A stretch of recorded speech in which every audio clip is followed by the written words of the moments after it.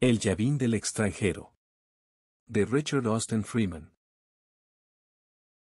La complejidad de la naturaleza humana es un tema que ha proporcionado abundante materia de reflexión a los creadores de proverbios y fundamentalmente a los filósofos de la moral, cuyo principal cometido es el hallazgo y exposición de lo más evidente.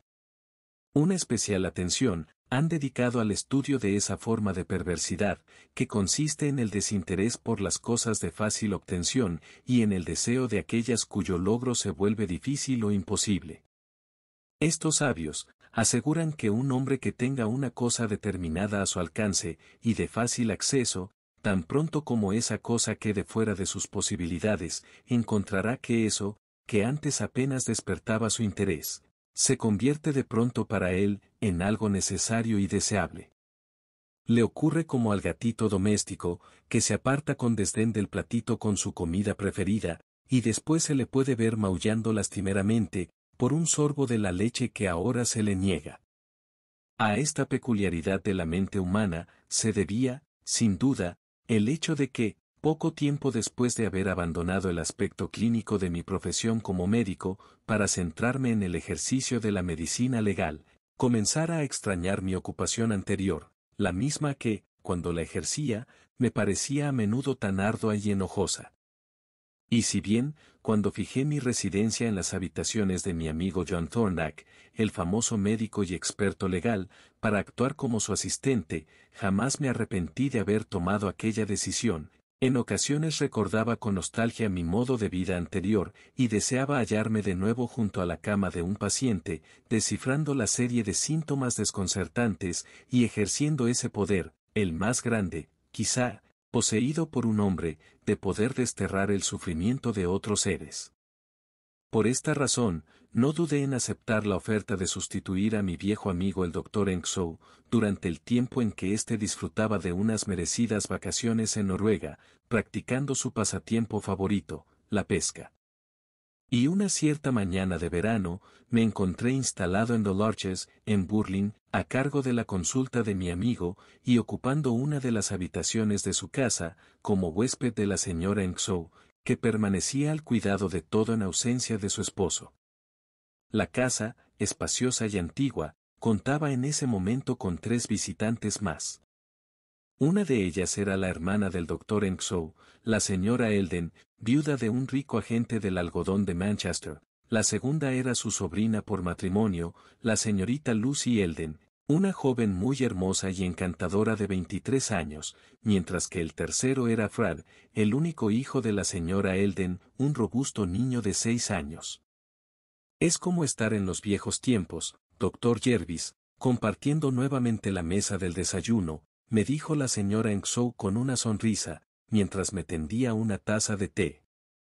Viéndola a usted, no parece haber pasado ni un día desde entonces, respondí, inclinándome ceremoniosamente.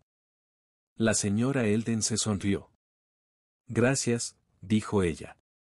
No ha cambiado usted mucho, percibo.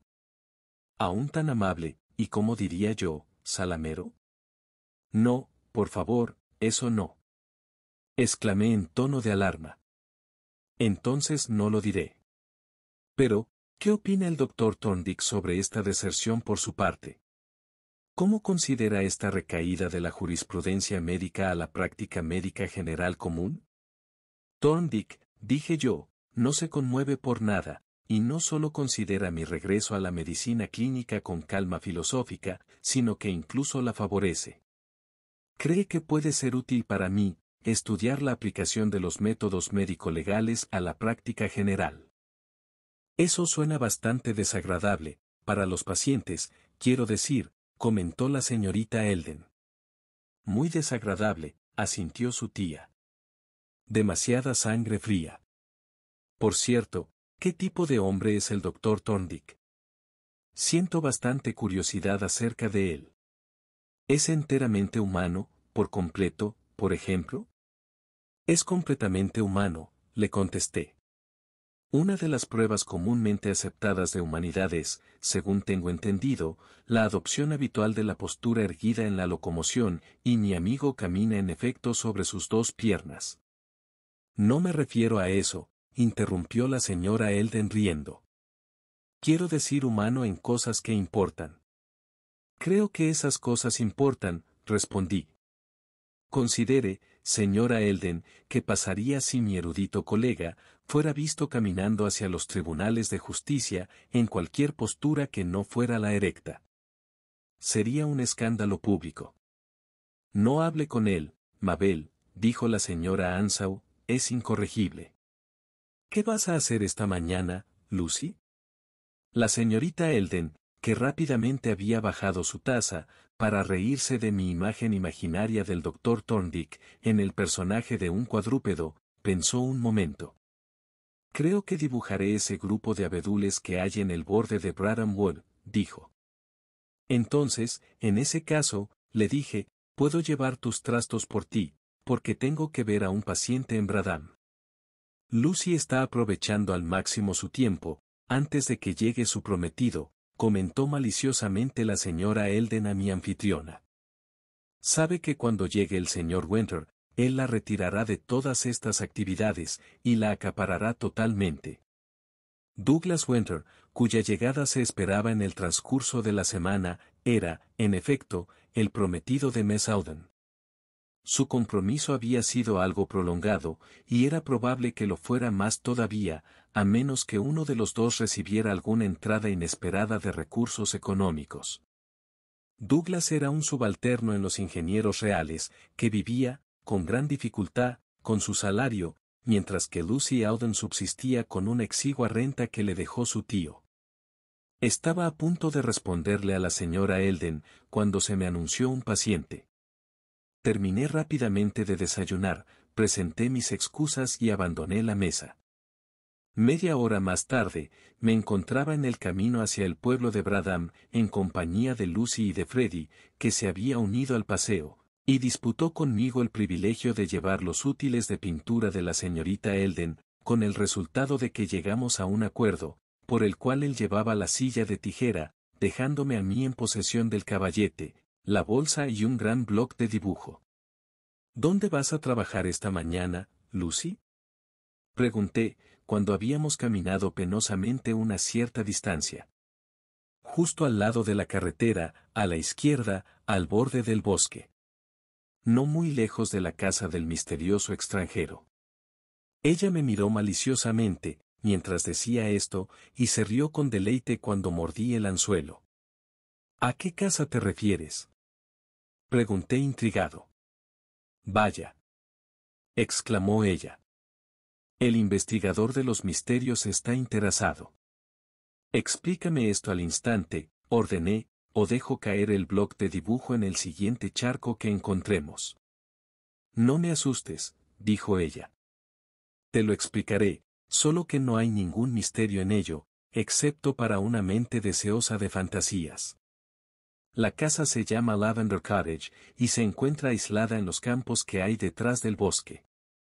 Hace 15 días, fue amueblada y entregada a un desconocido llamado Byclock, quien la tomó con el propósito de estudiar la botánica del lugar, y lo único realmente misterioso de él, es que nadie lo ha visto. Todos los acuerdos con el agente de la propiedad, se hicieron por carta, hasta donde yo puedo saber. Sin embargo, ninguno de los comerciantes locales le suministra nada, por lo que debe conseguir sus cosas a distancia, incluso el pan, lo que en realidad es bastante raro. Ahora dime que soy una entrometida y chismosa pueblerina. Iba a hacerlo, respondí, pero ya lo has dicho tú. Me cogió sus cacharros para dibujar, con fingida indignación, y cruzó la pradera, dejándome que siguiera mi camino solo. Cuando miré hacia atrás, ella estaba preparando su caballete y su taburete, con la ayuda de Freddy. Mi ronda de visitas, aunque no larga, tomó más tiempo del que había previsto, y ya había pasado la hora del almuerzo, cuando pasé por el lugar donde había dejado a la señorita Elden. Se había ido, como ya había previsto, y me apresuré a volver a casa, ansioso por ser lo más puntual posible. Cuando entré en el comedor, encontré a la señora Elden y a nuestra anfitriona sentadas a la mesa, ambas me miraron expectantes. ¿Has visto a Lucy?, preguntó la primera. No, le contesté. ¿No ha vuelto ella? Esperaba encontrarla aquí. Ya no estaban en el bosque, donde los dejé, cuando he pasado ahora por allí. La señora Elden frunció las cejas ansiosamente. Es muy extraño, dijo, y muy desconsiderado por parte de ella. Freddy estará hambriento. Me apresuré a almorzar, porque habían llegado 2 nuevos avisos de pacientes de aldeas próximas, disipando por completo mi esperanza de pasar una tarde tranquila. A medida que pasaban los minutos, sin que hubiera noticias de los ausentes, la señora Elden se sentía cada vez más inquieta y ansiosa. Por fin, su intranquilidad se volvió insoportable, y se levantó de repente, anunciando su intención de ir en bicicleta por la carretera en busca de Lucy y Freddy. Pero cuando se dirigía hacia la puerta, ésta se abrió de golpe, y Lucy Elden entró tambaleándose en la habitación. Su aparición nos llenó de alarma. Estaba mortalmente pálida, sin aliento y con los ojos desorbitados, y temblaba de los pies a la cabeza. «Dios mío, Lucy», gritó la señora Elden. «¿Qué ha pasado? ¿Dónde está Freddy?», añadió en un tono más severo. «Se ha perdido», respondió la señorita Elden, con voz débil y casi sin aliento. Se alejó mientras yo estaba pintando. He buscado en el bosque, lo llamé, y miré por todas las praderas. ¿A dónde puede haber ido? Su equipo para dibujar, con el que venía cargada, se deslizó de su mano y cayó al suelo, hundió la cara entre las manos y sollozó histéricamente. ¿Y te has atrevido a volver sin él?, exclamó severamente la señora Elden. Estaba agotada. Regresé en busca de ayuda, fue la débil respuesta de la joven. Por supuesto que estabas agotada, dijo la señora Ansau. Vamos, Lucy, vamos, Mabel, no hagamos montañas de simples granos de arena. El hombrecito estará a salvo. Lo encontraremos pronto, o vendrá él solo a casa. Ven y come alguna cosa, Lucy. La señorita Elden negó con la cabeza. No puedo, señora Ansau, realmente no puedo, dijo. Viendo yo que estaba en un estado de agotamiento total, le serví una copa de vino y se la hice beber. La señora Elden salió de la habitación y regresó de inmediato, poniéndose el sombrero. Tienes que venir conmigo, y mostrarme el sitio donde lo perdiste, dijo. Ella no puede hacer eso ahora, usted lo sabe, dije bruscamente. Por el momento, tendrá que acostarse y descansar. Pero conozco el lugar, e iré en bicicleta con usted. Muy bien, dijo la señora Elden, y volviéndose hacia su sobrina preguntó con ansiedad, ¿qué hora era cuando perdiste al niño, y cómo sucedió? Se detuvo bruscamente, y la miré sorprendido. Se había puesto repentinamente pálida, y su rostro se había convertido en una máscara de piedra, con los labios apretados y los ojos fijos, clavados con horror en su sobrina. Hubo un silencio mortal durante unos segundos. Luego, con una voz terrible, preguntó. ¿Qué es eso que hay en tu vestido, Lucy? Y después de una pausa, su voz se elevó en un grito. ¿Qué le has hecho a mi niño? Miré con asombro a la chica, aturdida y aterrorizada, y luego vi yo también lo que su tía había visto, una mancha de sangre de buen tamaño, en la parte delantera de la falda, y otra más pequeña en la manga derecha. La joven miró hacia abajo, al siniestro manchón rojo, y luego a su tía. Parece sangre, balbuceó la muchacha. Sí, creo, por supuesto que lo es. Freddy se golpeó la nariz, y sangró. Vamos, rápido, interrumpió la señora Elden. Salió corriendo de la habitación, invitándome a que la siguiera. Ayudé a la señorita Elden, que estaba medio desmayada de fatiga y agitación, acomodándola en el sofá, y susurrando unas palabras de aliento en su oído. Luego, me dirigí a la señora Ansau. No puedo acompañar mucho tiempo a la señora Elden, dije. Tengo 2 visitas que hacer en Reward. ¿Podría hacerme llegar un coche? Sí, respondió ella. Enviaré a Giles, o iré yo misma, si Lucy se calma un poco y puedo dejarla sola. Corrí a los establos a por mi bicicleta, y mientras pedaleaba por la carretera, podía ver a la señora Elden ya muy por delante de mí, conduciendo su máquina a una velocidad frenética. La seguí a paso rápido, pero no fue hasta que nos acercamos al comienzo del bosque, cuando ella ralentizó un poco su marcha, y la pude alcanzar. Este es el lugar, dije, cuando llegamos al lugar donde me había separado de la señorita Elden. Desmontamos y llevamos nuestras bicicletas a través de la verja, las pusimos junto al seto, cruzamos el prado y entramos en el bosque. Fue una experiencia terrible, y que nunca olvidaré. La mujer, con el rostro blanco y aspecto desolado, pisoteando con sus frágiles zapatillas de caza sobre el terreno accidentado, abriéndose paso entre los arbustos, sin hacer caso de las ramas espinosas que le arañaban la piel y le desgarraban la ropa. De vez en cuando, emitía un grito tembloroso, tan terriblemente patético en su mezcla de terror y de ternura maternal, que se me hizo un nudo en la garganta y apenas pude mantener el dominio de mí mismo. Freddy, mi Freddy. Mamá está aquí, cariño. La dolorosa llamada resonó a través de la frondosa soledad, pero no hubo respuesta, salvo el batir de alas de los pájaros asustados.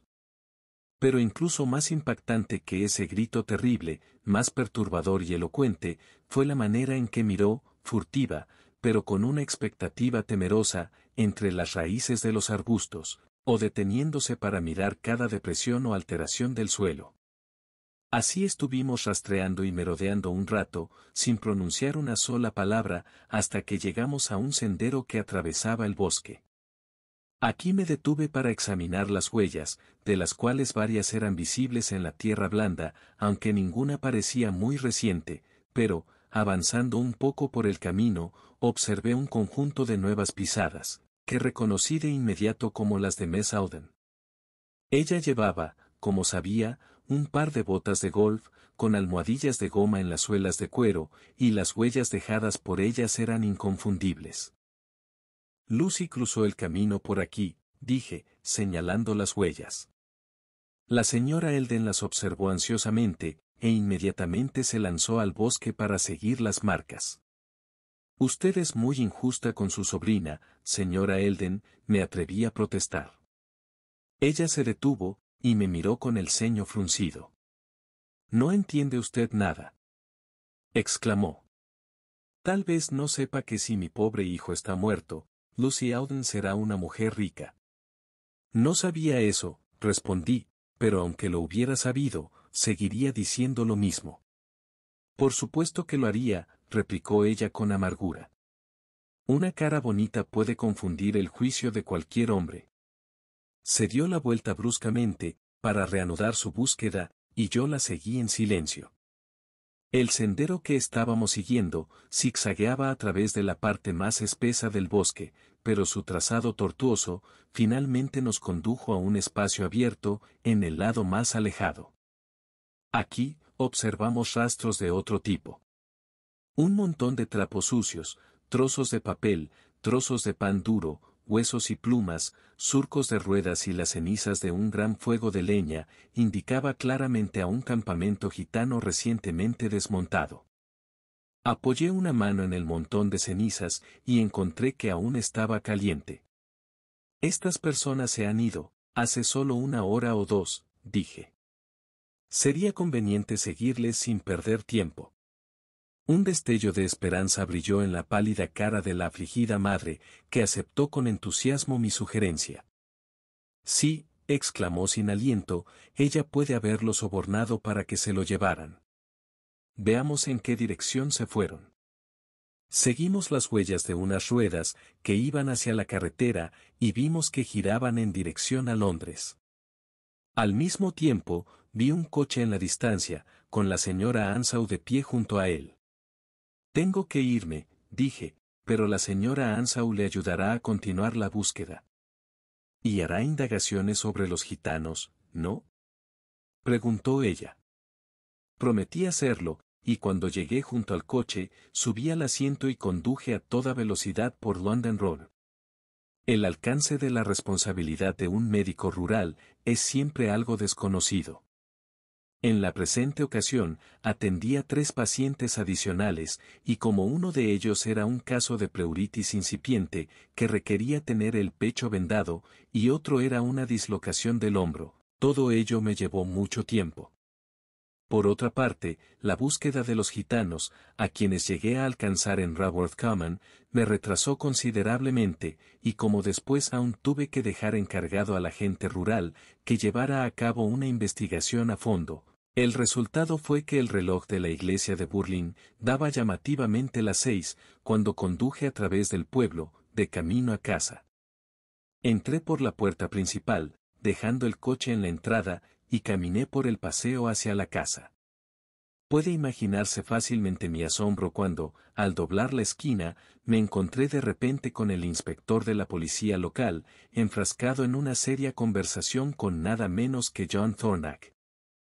¿Qué demonios te ha traído aquí?, exclamé con sorpresa, sacando lo mejor de mis modales. La máxima fuerza motriz posible, respondió. Ha sido una mujer impulsiva llamada señora Elden. Ella me telegrafió, en tu nombre. Ella no debería haber hecho eso, dije. Quizá no. Pero la ética de una mujer agitada no vale la pena discutirla, y ella ha hecho algo mucho peor, ha presentado una solicitud al juez local, y éste ha emitido una orden de arresto contra Lucy Elden, bajo el cargo de asesinato. Pero no ha habido asesinato, exclamé. Eso, dijo Thorndyke, es una sutileza legal, que él no aprecia. Luego, dirigiéndose al inspector continuó. Sin embargo, desde un punto de vista práctico, esta orden es irregular, señor inspector, pues no se puede arrestar a una persona por un delito hipotético. El oficial respiró aliviado. Sabía todo sobre irregularidades, y ahora se refugió con alegría detrás de la gran reputación de Thorndyke. Cuando se fue, con una breve nota de mi colega para el juez, Thorndyke me cogió del brazo y nos dirigimos hacia la casa. Este es un asunto siniestro, Jervis, dijo él. Ese chico debe ser encontrado por el bien de todos. ¿Puedes reunirte conmigo cuando hayas comido algo? Claro que puedo, respondí, me he reservado toda la tarde, para continuar con la búsqueda. Bien, dijo Thorndyke. Entonces entra y come algo. En la mesa ya estaba servida una comida frugal, y la señora Ansau, grave pero dueña de sí misma, presidía la mesa.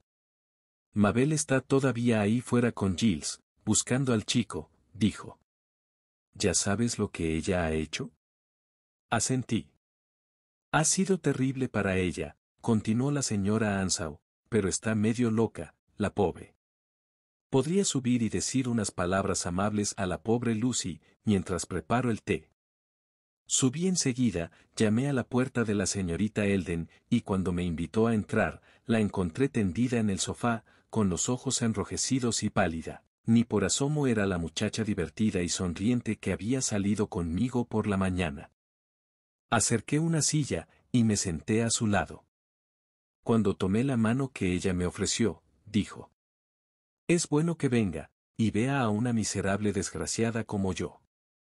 Jane ha sido muy dulce conmigo, doctor Jervis, pero la tía Mabel cree que yo he matado a Freddy, usted sabe que es así, y fue realmente por mi culpa que él se perdió. Nunca me lo perdonaré. Estalló en una oleada de sollozos, y procedí a reprenderla suavemente. Eres una tonta, dije, por tomar tan en serio la actitud de tu tía en estos momentos. Ella ahora no es responsable ni de sus actos ni de sus palabras, pero cuando traigamos al niño a casa, ella se deshará en disculpas contigo. Yo me encargaré de eso. Apretó mi mano con gratitud, y cuando la campana sonó para tomar el té, le pedí que tuviera valor, y bajé de nuevo al comedor. No tienes que preocuparte por los avisos, dijo la señora Ansau cuando concluí mi escasa colación. El Dr. Sammons ha oído hablar de nuestros problemas, y ha llamado para decir que se hará cargo de todos tus pacientes. ¿Qué te ha parecido Thorndyke?, le pregunté. Es bastante simpático, respondió ella con entusiasmo, tan discreto y amable, y tan guapo también. Eso no nos lo dijiste. Pero él te está esperando. Adiós y buena suerte. Me apretó la mano, y salí al camino, donde Thorndyke y el cochero estaban parados con 3 bicicletas. Veo que has traído todo tu equipamiento, dije, mientras girábamos hacia el camino. La bicicleta de Thorndyke llevaba un gran cajón cubierto de lona y atado fuertemente a un soporte. Sí, hay muchas cosas que podemos necesitar en una investigación de este tipo. ¿Cómo encontró a la señorita Elden? Muy abatida, pobre chica. Por cierto, ¿has oído algo sobre su interés monetario en la muerte del niño? Sí, dijo Thorndyke. Parece que el difunto señor Elden usó toda su capacidad cerebral en sus negocios, y no le quedó ni una brizna para hacer su testamento, como sucede a menudo. Le dejó casi la totalidad de su propiedad, aproximadamente 80.000 libras, a su hijo Freddy, y para su viuda una pensión vitalicia. También dejó a la hija de su difunto hermano, Lucy, 50 libras al año, y a su hermano Percy, que parece haber sido un inútil, 100 libras anuales de por vida. Pero, y aquí está el disparate del asunto, si el hijo muere, la propiedad se dividiría por igual entre el hermano y la sobrina, con la excepción de 500 libras al año, de por vida, para la viuda. Es una disposición de locos. Bastante, asentí, y muy peligrosa para Lucy Elden, tal y como están las cosas en este momento. Sobre todo si algo le hubiera pasado al niño. ¿Qué vas a hacer ahora? Pregunté, viendo que Thorndyke pedaleaba como si tuviera un propósito definido. Hay un sendero a través del bosque, respondió. Quiero examinarlo. Y hay además una casa detrás de ese bosque, que me gustaría ver. La casa del misterioso extranjero, sugerí. Precisamente. Los extranjeros misteriosos y solitarios invitan a la investigación.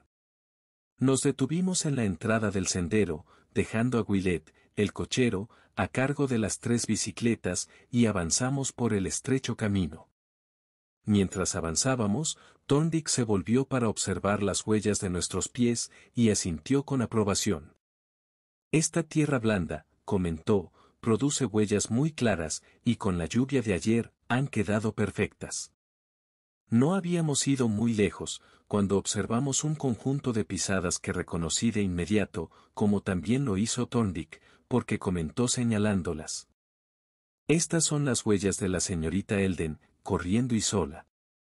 Enseguida volvimos a encontrar, cruzando en dirección opuesta, junto a esas, otras huellas de zapatos pequeños, con tacones muy altos. La señora Elden, siguiendo la pista de su sobrina, fue el comentario de Thorndyke, y un minuto después, volvimos a encontrarnos con los 2 grupos de pisadas, acompañados de mis propias huellas. El chico no parece haber cruzado el camino en absoluto, comenté, mientras caminábamos, manteniéndonos fuera de la pista, para evitar confundir las huellas. Lo sabremos cuando hayamos examinado toda la longitud del conjunto, respondió Thorndyke, caminando con sus ojos clavados en el suelo. Ah. Aquí hay algo nuevo, agregó, deteniéndose en seco, y agachándose ansiosamente. Un hombre con un bastón grueso, un hombre pequeño, que cojea un poco. Observe la diferencia entre los 2 pies, y la forma peculiar en que usa su bastón. Sí, Jervis, hay muchas cosas que nos interesan en estas huellas. ¿No notas algo muy sugerente en ellas? Nada más que lo que has mencionado, le contesté.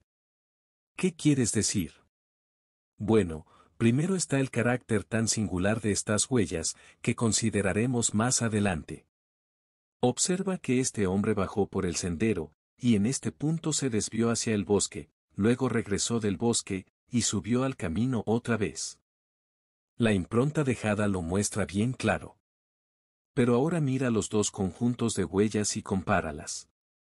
¿Observas alguna diferencia? Las huellas que regresan parecen más claras, mejor impresionadas. Sí, son notablemente más profundas. pero hay algo más. Sacó una cinta métrica de su bolsillo, y tomó las medidas de las pisadas.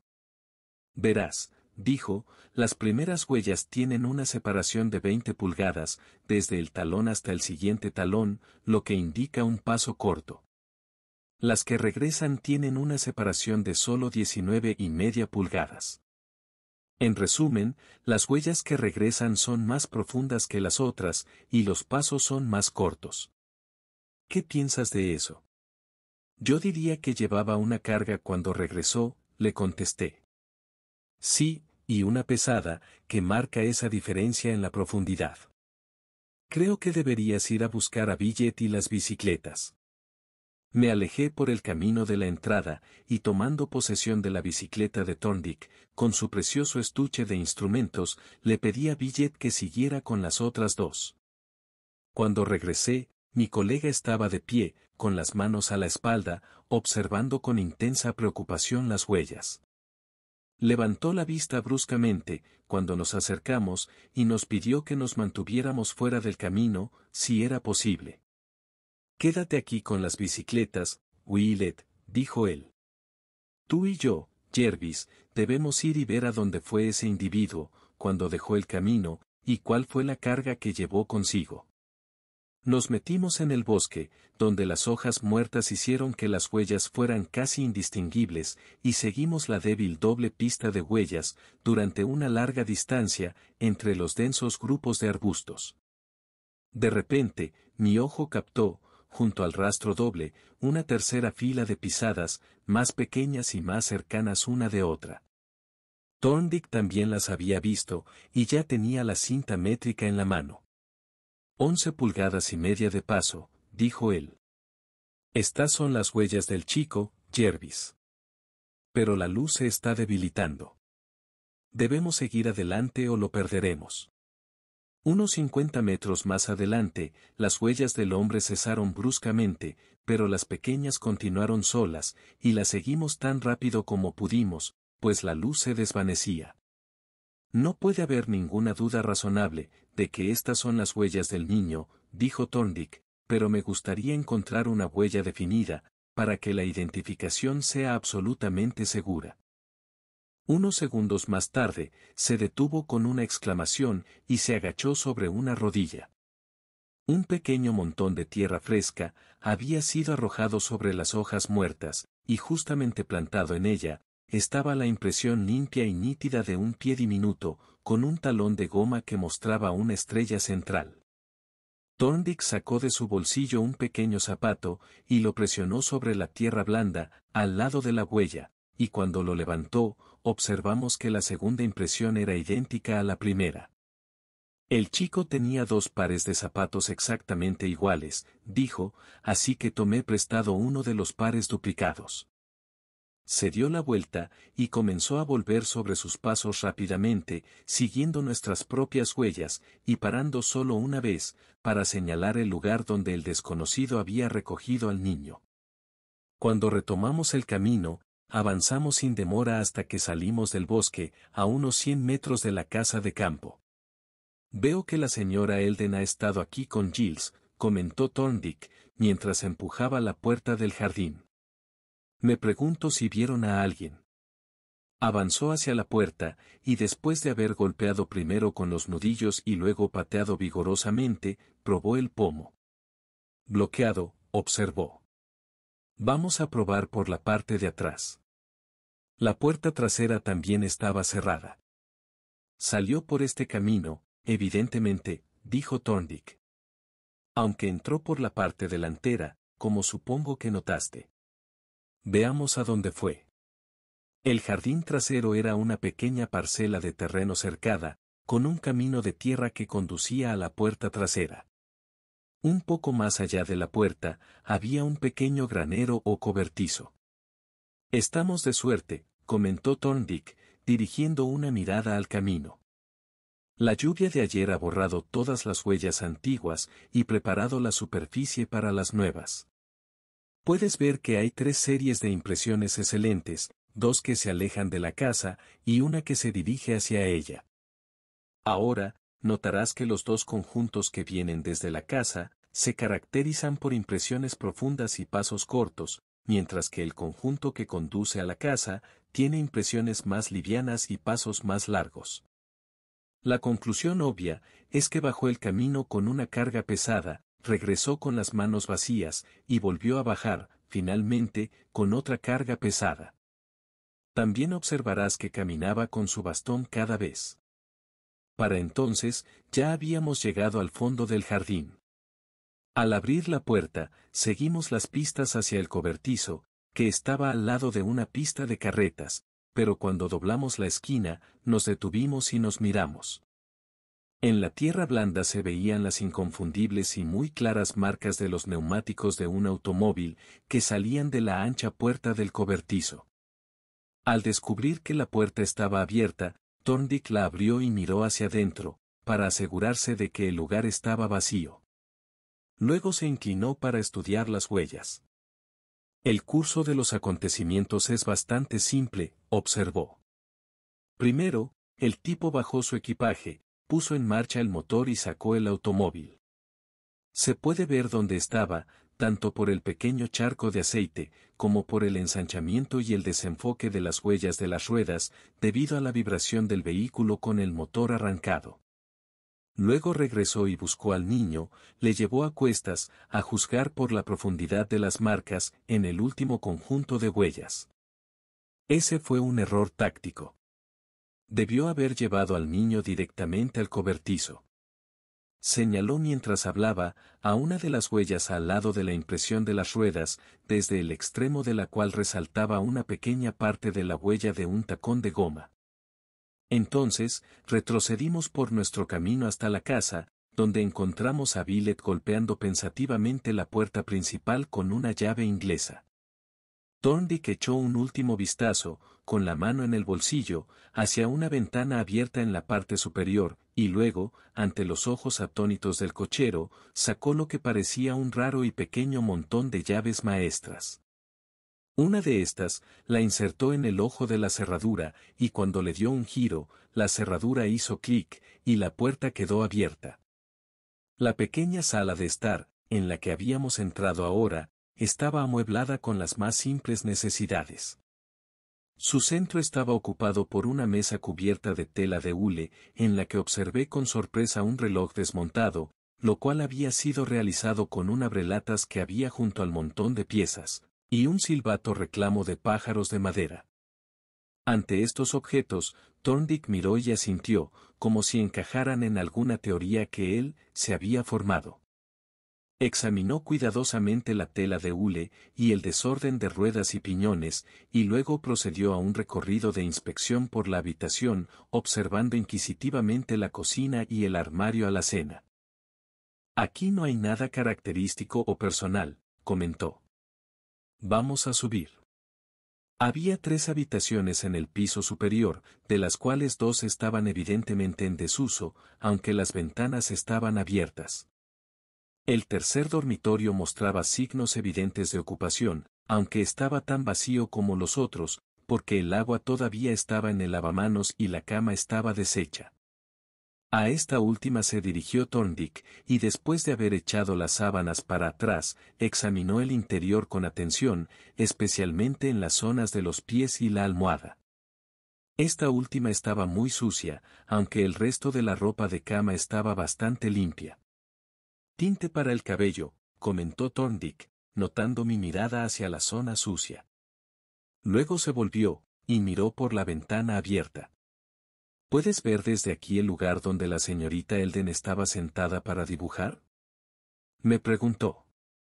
Sí, le contesté, el lugar está bien a la vista, y se puede ver todo el camino. No tenía idea de que esta casa estuviera tan alta. Desde las 3 ventanas superiores, se puede ver toda la comarca, excepto a través de la zona del bosque.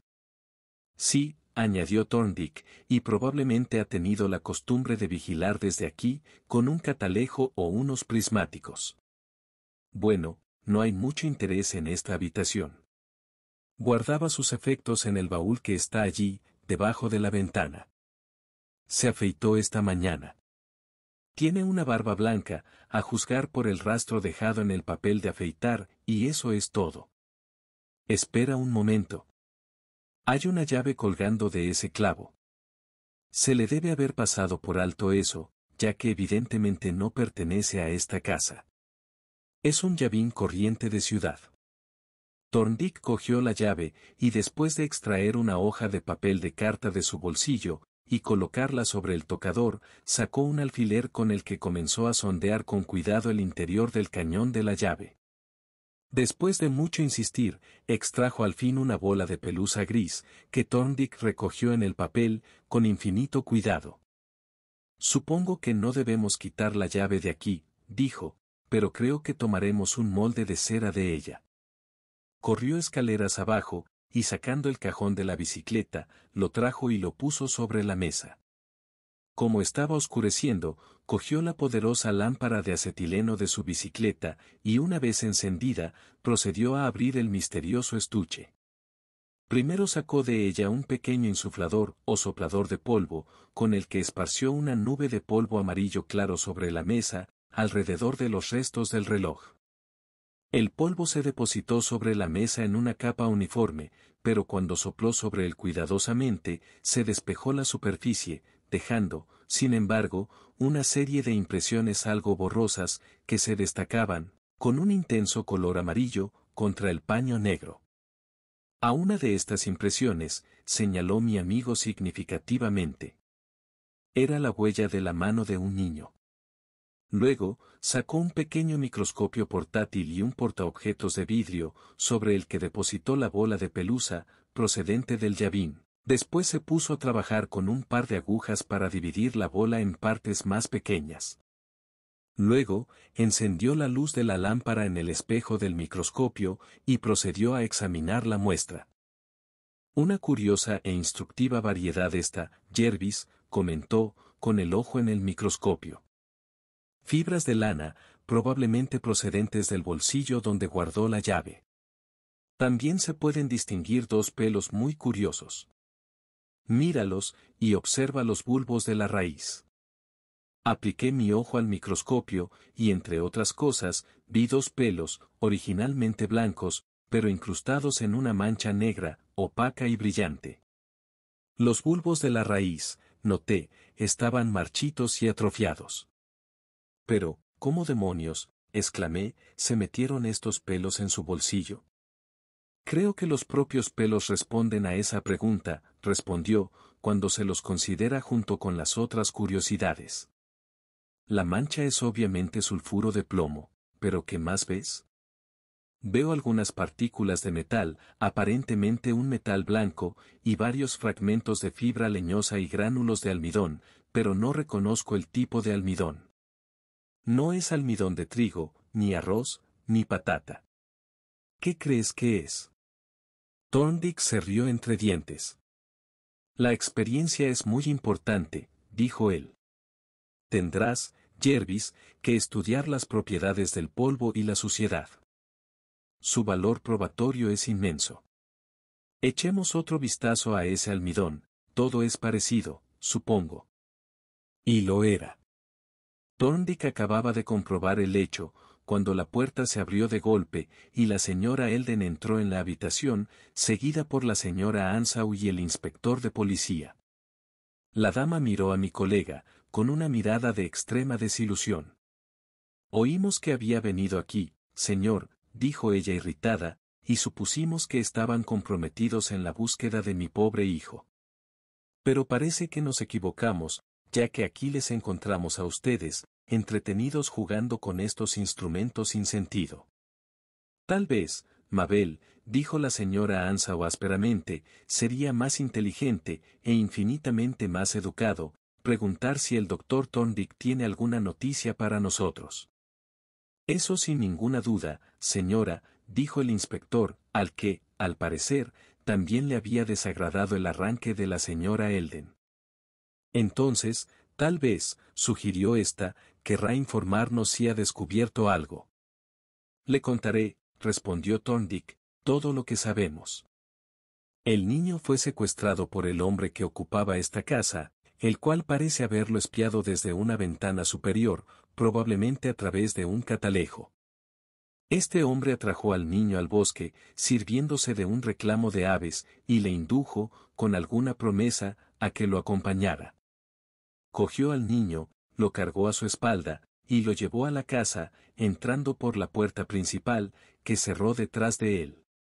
Le dio al niño este reloj y el reclamo de aves para entretenerle, mientras él subía las escaleras y preparaba su baúl. Sacó el baúl por la puerta de atrás, y bajó por el jardín hasta el lugar donde tenía un automóvil aparcado. Puso este en marcha, y regresó a por el niño, a quien llevó hasta el coche, cerrando después la puerta trasera de la casa. Luego se montó en el coche y se marchó. «¿Saben que se ha ido con mi hijo?», gritó la señora Elden, «y aún así se quedan aquí, trasteando con estos juguetes ridículos. ¿Por qué no le siguen?». «Hemos terminado de averiguar los hechos», respondió Thorndyke con calma, «y ahora podríamos estar en la carretera, si no hubiera venido usted». Aquí el inspector intervino ansiosamente. «Por supuesto, señor, usted no podrá dar ninguna descripción del hombre. ¿No tiene idea de su identidad, supongo?». «Solo tenemos sus huellas», respondió Thorndyke, «y esta pelusa que saqué del cañón de su llavín, y que acabo de examinar.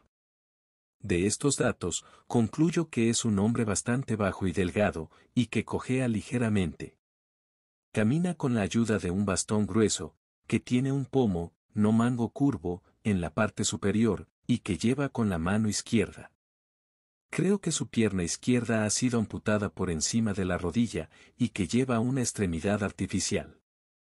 Es anciano, se afeita la barba, tiene el pelo blanco teñido de un negro grisáceo, es parcialmente calvo, y probablemente peina un poco de cabello sobre su calva, aspira tabaco en polvo y lleva un peine de plomo en el bolsillo».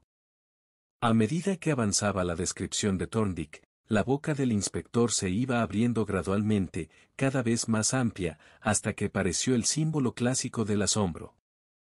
Pero su efecto sobre la señora Elden fue mucho más notable. Se levantó de la silla, se apoyó en la mesa, y miró a Thorndyke con una expresión de sorpresa e incredulidad, incluso de terror. Cuando mi amigo concluyó su descripción del desconocido, ella se hundió en su silla, con las manos entrelazadas, y se volvió hacia la señora Ansau.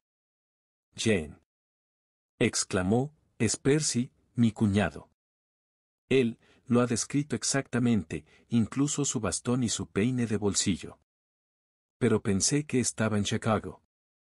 «Si es así», dijo Thorndyke, volviendo a empacar su estuche, «es mejor que empecemos la búsqueda de inmediato».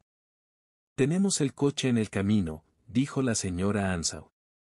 «Gracias», respondió Thorndyke. «Montaremos en nuestras bicicletas, y el inspector puede tomar prestado la de Billet. Saldremos por la parte de atrás, siguiendo las huellas dejadas por el automóvil, que se unen a la carretera más adelante. Entonces le seguiremos en el coche», dijo la señora Elden. «Vamos, Jane». Las dos damas se fueron por el camino, mientras preparábamos nuestras bicicletas y encendíamos nuestras lámparas. «Con su permiso, inspector», dijo Thorndyke, «nos llevaremos la llave con nosotros». «No es muy legal, señor», objetó el oficial. «No tenemos autoridad». «Es bastante irregular», respondió Thorndyke, «pero es necesario, y la necesidad, como sabe su superior, no conoce ninguna ley». El inspector sonrió y salió, mientras Thorndyke cerraba la puerta con su llave maestra. Cuando giramos hacia el camino, vi la luz del coche detrás de nosotros, y avanzamos a paso rápido, recorriendo el sendero fácilmente, sobre el suelo suave y húmedo. «Lo que me tiene intrigado», dijo el inspector confidencialmente, mientras avanzábamos, «es cómo sabía que el hombre era calvo. ¿Fueron las huellas, o la llave? Y ese peine, también fue un golpe de gracia impresionante».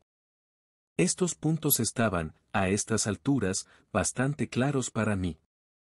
Había visto los pelos con sus bulbos atrofiados, como los que se encuentran en el margen de una cabeza calva, y el peine se usó, evidentemente, con el doble propósito de mantener cubierta la calva, y ennegrecer el cabello con azufre. Pero el pomo del bastón y la extremidad artificial me desconcertaban tanto que alcancé a Thorndyke para pedirle una explicación. Lo del bastón, dijo él, es muy simple. La contera de un palo con empuñadura de pomo se desgasta uniformemente por todo alrededor, pero la de un palo con curva en la empuñadura se desgasta solo por un lado, el lado opuesto a la curva.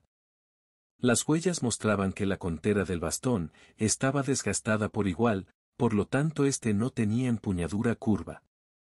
El otro asunto es más complicado. Para empezar, un pie artificial causa una impresión muy característica debido a su elasticidad puramente pasiva, como lo mostraré mañana. Pero una pierna artificial, ajustada debajo de la rodilla, es bastante firme, mientras que una colocada encima de la rodilla, es decir, con una articulación artificial en la rodilla, es mucho menos fiable. Este hombre tiene un pie artificial y evidentemente desconfiaba de su articulación de la rodilla, como lo demuestra al sujetarse con el bastón en el mismo lado. Si simplemente hubiera tenido una pierna débil, habría usado el bastón con su mano derecha, con el balanceo natural del brazo. Sin embargo, era solo una cuestión de probabilidad, aunque la probabilidad era muy grande.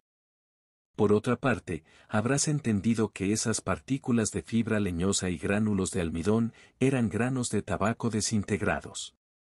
Esta explicación, como siempre ocurre, era bastante evidente cuando uno la escucha, aunque me hizo pensar mucho, mientras pedaleábamos por el oscuro camino, con la luz de la bicicleta de Thorndyke parpadeando al frente, y el coche dando tumbos siguiendo nuestra estela. Pero había tiempo suficiente para reflexionar, pues nuestro ritmo acelerado excluía la conversación, y seguimos pedaleando, milla tras milla, hasta que me dolieron las piernas por la fatiga.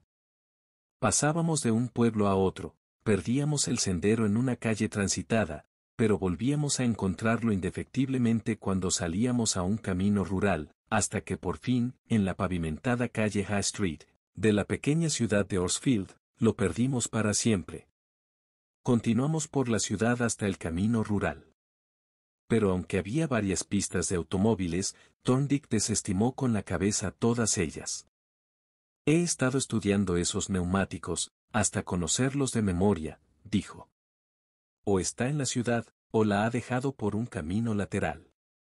No podíamos hacer otra cosa más que dejar las bicicletas en el hotel, mientras caminábamos para hacer un reconocimiento, y esto es lo que hicimos, subiendo por una calle y bajando por otra, con los ojos clavados en el suelo, buscando infructuosamente algún rastro del coche perdido. De repente, en la puerta de una herrería, Thorndyke se detuvo. El establecimiento se había mantenido abierto hasta tarde, para poner la herradura de un caballo, que acababa de ser llevado allí, y el forjador había salido a la puerta para respirar un poco de aire. Thorndyke lo abordó de forma ingeniosa. Buenas noches. Usted es justo el hombre que quería ver. He perdido la dirección de un amigo mío que, según creo, le llamó esta tarde, un caballero cojo que camina con un bastón. Supongo que le buscaba a usted, para elegir una cerradura y que le hiciera una llave. Sí, lo recuerdo. Dijo el hombre. Había perdido su llave y quería elegir una cerradura adecuada antes de volver a su casa. Tuvo que dejar su automóvil afuera mientras venía aquí. Yo le mostré algunas llaves y le adapté una para su cerradura.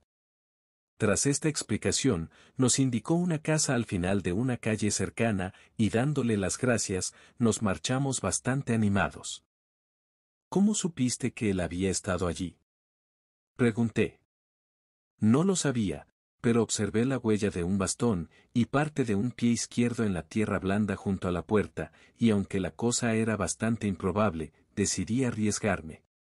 La casa estaba aislada en el extremo más alejado de una caótica calle y cercada por un alto muro, en el que, en el lado que daba a la calle, había una puerta y un amplio portalón para carruajes. Avanzando hacia la primera entrada, Thorndyke sacó de su bolsillo la llave hurtada y la probó en la cerradura. Encajaba perfectamente, la giró, abrió la puerta y entramos en un pequeño patio.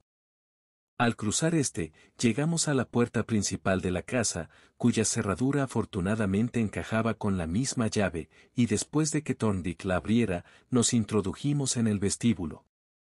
Inmediatamente, escuchamos el sonido de una puerta que se abría en el piso superior, y resonó una voz nasal diciendo: «Hola. ¿Quién está abajo?». La voz fue seguida por la aparición de una cabeza, asomando sobre la barandilla de la escalera. «Usted es el señor Percy Elden, creo», dijo el inspector. Al mencionar este nombre, retiró la cabeza de la barandilla, y se escucharon unas pisadas rápidas, acompañadas por el golpeteo de un palo en el suelo. Comenzamos a subir las escaleras, con el inspector delante, pero solo habíamos subido unos pocos escalones, cuando un hombrecillo feroz, delgado y fuerte, nos interceptó el paso en el rellano, llevando un bastón grueso en una mano y un enorme revólver en la otra. «Muévanse otro paso, cualquiera de ustedes», gritó, apuntando con el arma al inspector, y le vuelo la cabeza. «Y les advierto que cuando disparo siempre doy en el blanco». Parecía que esto lo decía muy en serio, y en consecuencia, nos detuvimos al momento, mientras el inspector procedía a hablar. «¿Y ahora, qué está usted haciendo, señor Elden?», dijo. «Se acabó el juego, y usted lo sabe». «Salga de mi casa al instante», fue la desabrida respuesta, «o me dará la molestia de tener que enterrarle en el jardín». Miré a mi alrededor para consultar con Thorndyke, cuando, para mi sorpresa, descubrí que se había desvanecido, aparentemente a través de la puerta abierta del vestíbulo. Estaba admirando su discreción, cuando el inspector trató de reabrir las negociaciones, pero fue interrumpido abruptamente. «Voy a contar hasta 50», dijo el señor Elden, «y si no se ha ido entonces, dispararé». Comenzó a contar con precisión, y el inspector me miró desconcertado. El tramo de escaleras era largo y estaba bien iluminado, por lo que abalanzarse sobre el hombre era imposible. De repente, mi corazón dio un vuelco y contuve la respiración, ya que, saliendo de una puerta abierta detrás del señor Elden, una figura emergió lenta y silenciosamente hacia el rellano. Arra Thorndyke, sin zapatos, y en mangas de camisa. Lentamente, y sigiloso como un gato, se deslizó por el rellano, hasta que estuvo a escasos metros del hombrecillo que, con su voz nasal, continuaba contando monótonamente los segundos. 41, 42, 43. Hubo un movimiento similar a un relámpago, un grito, un destello, un estallido, una lluvia de yeso desprendiéndose del techo, y luego el revólver cayendo escaleras abajo. El inspector y yo nos precipitamos hacia los dos hombres, y en apenas un momento, el chasquido de las esposas en torno a sus muñecas, le hizo saber al señor Percy Elden que ahora el juego había acabado definitivamente. 5 minutos después, el niño Freddy, medio dormido, pero perfectamente sano, fue llevado sobre los hombros de Thorndyke, a la sala de estar privada del Black Horse Hotel. Un grito de alegría saludó su entrada, y una lluvia de besos maternos lo llevó al borde de la asfixia. Finalmente, la impulsiva señora Elden, girándose repentinamente hacia Thorndyke, le tomó ambas manos, y por un momento, esperé que también a él le hiciera objeto de su efusividad. Pero mi amigo se salvó por los pelos, y yo todavía no me he recuperado de la decepción. Fin.